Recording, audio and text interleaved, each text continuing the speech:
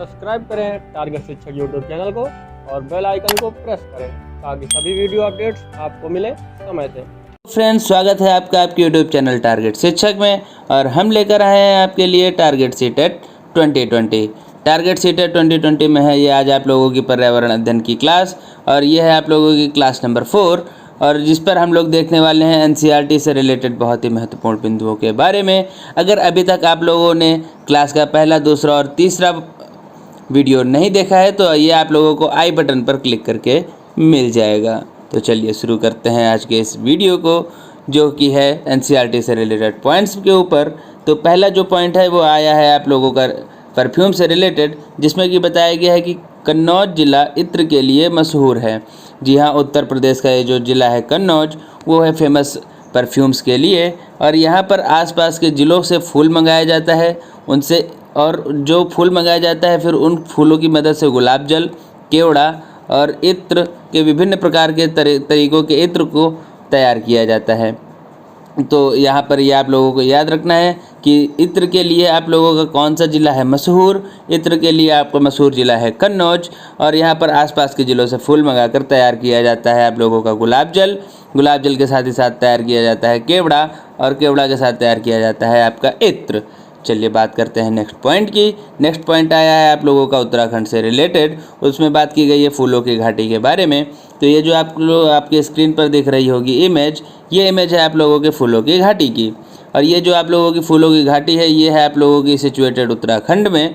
और यहाँ पर विभिन्न तरीके के आप लोगों को बहुत ही तरीके के अलग अलग फूल देखने को मिल जाएंगे।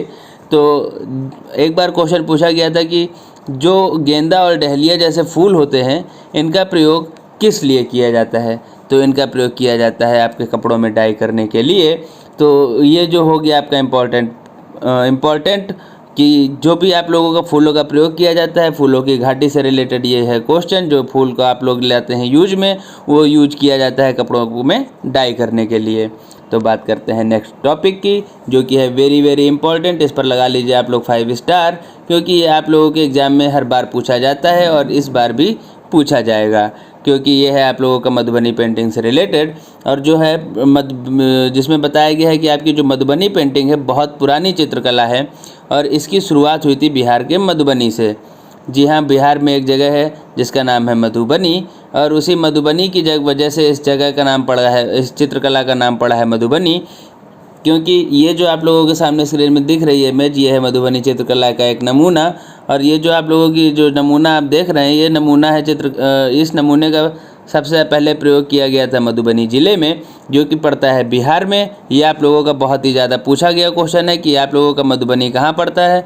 तो ये मधुबनी पड़ता है आप लोगों का बिहार में। इसको आप लोगों को याद रखना है कि मधुबनी बिहार में स्थित एक जगह पर मधुबनी बिहार में स्थित एक जगह का नाम है जहाँ से हम लोगों को मधुबनी पेंटिंग की शुरुआत होती है। तो बढ़ते हैं अपने नेक्स्ट पॉइंट की ओर। नेक्स्ट पॉइंट हम लोगों को बताता है कि ये जो मधुबनी पेंटिंग होती है, ये इसमें बताया गया है कि जो मधुबनी की जो हम लोगों की पेंटिंग होती है, वो मधुबनी पेंटिंग ख़ास तौर पर त्यौहार और खुशी के मौके पर वहाँ के घरों के आंगन और दीवारों में ये पेंटिंग बनाई जाती है। तो मेनली ये जो प्रयोग किया जाता है इस पेंटिंग का खुशी के मौके पे, इस जो पेंटिंग को प्रयोग करते हैं वो लोग जब होते हैं लोगों के यहाँ किसी भी तरीके की हैप्पी, या मतलब बात करेंगे किसी भी तरीके का होता है उनके यहाँ फेस्टिवल, तो फेस्टिवल में यूज करते हैं वो लोग इस मधुबनी पेंटिंग को। क्योंकि वहाँ पर ये होता है क्योंकि वहाँ पर वो लोग घरों को सजाने के लिए इस पेंटिंग का प्रयोग करते हैं। अब बात करते हैं कि ये जो सजाए जाते हैं इसके रंग कहाँ से आते हैं। तो ये जो होते हैं सजाने के लिए इनको प्रयोग में लाया जाता है पिसे हुए चावल, और पिसे हुए चावल के घोल में रंग मिलाकर बनाया जाता है। तो एक बात यहाँ पर और निकल के आती है कि क्योंकि जितने भी ये आप लोगों के पेंटिंग बनाई जाती है सब होती है नेचुरल चीज़ों से बनाई जाती है, और ज़्यादातर जितनी भी आप लोगों की पेंटिंग होती है वो सब होती है नेचर कनेक्टेड पेंटिंग और नेचुरल तरीक़ों से बनाई जाती है। क्योंकि उसमें यूज किया जाता है चावल के साथ ही साथ यूज किया जाता है उसमें जो रंगों का, वो रंग भी बनाए जाते हैं आपके नेचर से ही। बढ़ते हैं आगे के पॉइंट की तरफ। आगे का पॉइंट आपका है मधुबनी पेंटिंग से रिलेटेड, जिसमें कि आप लोगों को बताया गया है कि चित्र में इंसान, जानवर, पेड़, फूल, पंछी, मछलियाँ और अन्य जीव जंतु बनाए जाते हैं। जैसा कि मैंने आपसे बताया था कि ये है आप लोगों की नेचर से रिलेटेड। तो देखिए यहाँ पर आप लोगों को नेचर कनेक्टेड आप लोगों को देखने को मिलेगी, जितनी भी मिलेंगी पेंटिंग्स। तो उसमें भी आप लोगों को इंसान भी देखने को मिलेगी, इंसान के साथ साथ जानवर, पेड़, फूल, मतलब पंछी, मछलियाँ आदि आपको जितने भी लोग देखने को मिलेंगे सारे के सारे होंगे नेचर कनेक्टेड। और इसमें जो रंग आप लोगों को दिख रहे हैं, ये रंग बनाए जाते हैं आप लोगों के नील, हल्दी, फूल पेड़ों के रंग आदि का इस्तेमाल किया जाता है। जैसा कि मैंने पहले बताया कि इसमें प्रयोग किया जाता है नेचुरल चीज़ों का। नेचुरल चीज़ें जैसे कि हो गए आपके चावल में आप लोगों को भरा जाता है रंग चावल के पाउडर में, और वो पाउडर में जब रंग भरा जाता है तो उसमें रंग भरने के लिए प्रयोग करते हैं हल्दी का, फूल पेड़ों के रंग का, नील इत्यादि का प्रयोग किया जाता है रंग में रंग बनाने के लिए। तो ये है मधुबनी पेंटिंग से रिलेटेड कुछ पॉइंट्स जो कि हैं बहुत ज़्यादा इंपॉर्टेंट, और सीटेट में हर बार इससे एक या दो क्वेश्चन पूछे ही गए हैं, और इस बार सीटेट में क्वेश्चन पूछे जाने की है 100% उम्मीद। तो इस पॉइंट को रखिएगा बहुत ही अच्छे से ध्यान। चलिए बढ़ते हैं नेक्स्ट पॉइंट की ओर, जो कि है अब कुछ आप लोगों के सामने कुछ पॉइंट्स आएंगे जो कि हैं आप लोगों के बर्ड से रिलेटेड। हर बार आप लोगों को आपको एग्जाम में अपने 1 से 2 क्वेश्चन देखने को मिल ही जाएंगे। आप प्रीवियस ईयर के पेपर आपने उठाकर देख लीजिएगा कि आप लोगों को बर्ड से रिलेटेड हर बार क्वेश्चन देखने को मिलेंगे। तो चलिए अब बात कर लेते हैं हम लोग बर्ड से रिलेटेड। तो जो कलचिड़ी होती है, कलचिड़ी को हम लोग इंडियन रॉबिन के नाम से भी जानते हैं, और जो कलचिड़ी की होती है वो पत्थर के बीच खाली जगह में अपने अंडे देती है। जो ये है आप लोगों का मेन पॉइंट कि कलचिड़ी जो पत्थरों के बीच खाली जगह होती है उस पर देती है अपने अंडे, और जो बनाती है अपना घोंसला उस पर प्रयोग करती है नाजुक चीज़ों का, जैसे कि हो गई जड़, तना, ऊन, बाल, रुई आदि। मतलब कि आप देख रहे हैं कि कलचिड़ी अपना जो घोंसला बनाती है तो वो घोंसला बनाने में प्रयोग करती है सबसे जितनी भी प्रयोग में लाई जाने वाली चीज़ें होती हैं वो सारी भी चीज़ें होती हैं बिल्कुल नाजुक चीज़ों का प्रयोग करके बनाती है घोंसला। तो ये था कलचिड़ी से रिलेटेड पॉइंट। बात कर लेते हैं कौवे के बारे में। तो जैसा कि अभी आपने देखा कलचिड़ी का घोंसला होता है बहुत ही नाजुक चीज़ों का, उसके जस्ट अपोजिट कौवे का जो घोंसला होता है उसमें होते हैं आपके तार, लकड़ी की शाखाएँ जैसी चीज़ें पाई जाती हैं। होते हैं लोहे के तार और साथ ही साथ होती है लकड़ी की शाखाएँ सॉरी, कौवे के घोंसले में लोहे के तार और लकड़ी की शाखाएं जैसी चीज़ें पाई जाती हैं। तो अब देखिए कलचिड़ी का होता है जो घोंसला बिल्कुल होता है नाजुक चीज़ों का, लेकिन जो कौवे का होता है घोंसला वो होता है बहुत ही हार्ड चीज़ों का, यानी कि रफ़ चीज़ों का। तो ये है दोनों में खास अंतर। और जो कौवा अपना घोंसला बनाता है ये पेड़ की ऊंची डाल में बनाता है, मतलब जहाँ से लोग इसके घोंसले को ना पा सकें और आसानी से कोई भी इसके घोंसले को नुकसान ना पहुंचा पाए। तो ये बात हो गई कलचिड़ी और कौवे के बारे में। बात करते हैं नेक्स्ट हम लोग कोयल से रिलेटेड क्वेश्चन आपके सीटेट में पूछा जा चुका है कि कोयल जो होता है अपने अंडे कौवे के घोंसले में देती है। आपने देखा होगा कोयल और जो होता है कौवा, कोयल और कौवे की शक्ल लमसम होती है सेम। तो कौवा उस अंडे को नहीं पहचान पाता और वो कोयल के अंडे को अपना अंडा समझता है और कोयल के अंडों को भी उसकी देखभाल करता है, अंडों को सेता है। तो कोयल को इसीलिए चालाक पक्षी भी कहा जाता है, क्योंकि वो अपना घोंसला नहीं बनाती और अपना अंडा देने का काम करती है वो कौवे के घोंसले में। तो ये था कोयल से रिलेटेड पॉइंट। बात करते हैं फाख्ता के बारे में। तो फाख्ता का भी क्वेश्चन आपके सीटेट में पूछा जा चुका है। फाख्ता जो होता है बेसिकली अपने अंडे जो देता है वो देता है झाड़ीदार जगहों में। झाड़ीदार जगहें आप लोगों की हो सकती हैं जैसे कि कैक्टस के कांटे हो गए या मेहंदी की मेड़ हो गई, या बात कर लें साथ ही साथ आप लोगों के बबूल के पेड़ हो गए। तो जो झाड़ीदार जगह होती हैं वहाँ पर फाख्ता देता है अपने अंडे और वहीं पर बनाता है अपना घोंसला, जो कि है बहुत ज़्यादा क्योंकि फाख्ता समझता है कि अगर हम ऐसे जगहों पर बनाएंगे अपना घोंसला तो वो होंगे बहुत ही ज़्यादा सेफ़, क्योंकि वहाँ पर उनके घोंसले और उसके अंडों को कोई भी किसी तरीके की हानि नहीं पहुँचा पाएगा। तो ये हो गया फाख्ता से रिलेटेड पॉइंट। बढ़ते हैं अपने नेक्स्ट पॉइंट के बारे में। अब बात कर लेते हैं गौरैया के बारे में। तो जो गौरैया होती है, गौरैया आमतौर पर घर में या आसपास दिखाई देती है। आप लोगों ने कई बार गौरैये को अपने घरों के आंगन, खिड़की या दरवाजे आदि पर कहीं पर भी गौरैये को अपने घरों में आते देखा ही होगा। वह कहीं भी अपना घोंसला बना लेती है, जैसे कि अलमारी के ऊपर, आईने के पीछे या घर की दीवार के आले में। मतलब जो गौरैया होती है उसको घोंसला बनाने के लिए घर का कोई भी हिस्सा जो होता है वो अपने प्रयोग में ला सकती है। तो ये बात हो गई गौरैया की। तो अगर आपसे क्वेश्चन पूछा जाए कि घर में कौन सी चिड़िया है जो घर के किसी भी कोने में या घर में अपना घोंसला बनाती है, तो उसका आंसर हो जाएगा गौरैया। अब बात कर लेते हैं गौरैया के साथ ही साथ हम लोग कबूतर के बारे में। तो कबूतर के बारे में बताया गया है कि कबूतर भी ऐसे ही अपना जो है घोंसला बनाता है। कबूतर भी अपना घोंसला जो होता है वो घर में बनाता है। तो डिफरेंस क्या हुआ गौरैया और कबूतर में? तो गौरैया जो होती है वो बनाता है हम लोगों का जो घर होते हैं नॉर्मल, लेकिन जो कबूतर जब वो घरों का सिलेक्शन करता है तो उसमें वो चूज करता है खंडहर या फिर पुराने मकान जहाँ पर कोई ना रह रहा हो, क्योंकि वहाँ से उसको लगता है कि वहाँ पर वो है पूरी तरीके से सेफ़ और वहाँ पर नहीं होगी किसी भी तरीके की उसके घोंसलों और अंडों को किसी भी प्रकार की नुकसान। तो कबूतर जो होता है चूज करता है अपने खंडहर जैसे जगहों में। आपने अक्सर देखा होगा कि अगर आप किसी ऐसी जगह पर जाते हैं जो कि बहुत दिनों से बंद पड़ी है या वहाँ खंडहर है, तो आप लोगों को वहाँ पर कबूतर के घोंसले देखने को मिल जाएंगे। तो चलिए बात करते हैं नेक्स्ट पॉइंट के बारे में। नेक्स्ट पॉइंट है आपका दर्जिन चिड़िया से रिलेटेड। दर्जिन चिड़िया क्या करती है? इसका तो घोंसला बहुत ही मज़ेदार होता है, क्योंकि वो कुछ ज़्यादा मेहनत नहीं करती। जैसे कि आप उसका नाम देख पा रहे हैं दर्जिन चिड़िया, जो कि साउंड्स करता है आप लोगों का कुछ कुछ दर्जी की तरीके, और दर्जी का काम होता है सिलने का। तो उसी तरीके जो दर्जिन चिड़िया होती है वो अपने नुकीले चोंच से पत्तों को सी लेती है। देखिए यहाँ पर कैसे दिखाया गया कि वो अपने पत्तों को सी लेती। दो पत्तों को ऐसे आपस में सी लिया और बीच की ये जो जगह बचती है उन जगहों पर अपने अंडे देती है।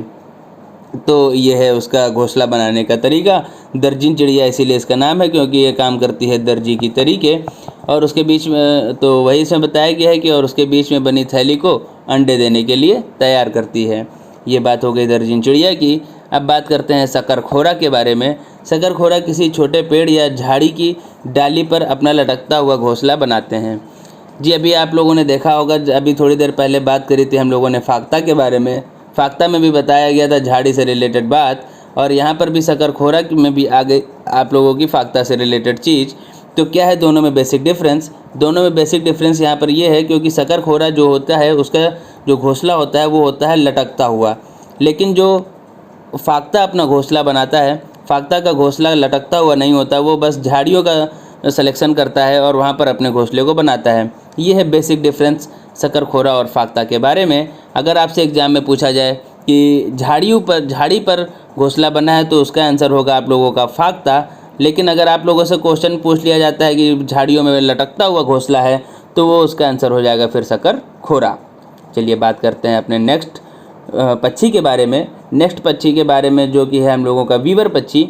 वीवर पक्षी के बारे में बताया गया है। हाँ, तो वीवर पक्षी जो होता है बहुत ही अच्छा है उसका तरीका घोंसला बनाने का। तो जो उसमें जो नर होता है, मतलब कि जो मेल होता है, मेल बहुत सारे घोंसलों का निर्माण कर देता है। फिर जो उसकी फीमेल होती है, जो यानी कि जो मादा पक्षी होती है, वो आके उसका करती है सिलेक्शन और उन घोंसलों में जो घोंसला उसको अच्छा लगता है उसी घोंसले में आके अपने अंडे देती है। तो इस तरीके से नर वीवर पक्षी का काम बहुत ज़्यादा बढ़ जाता है।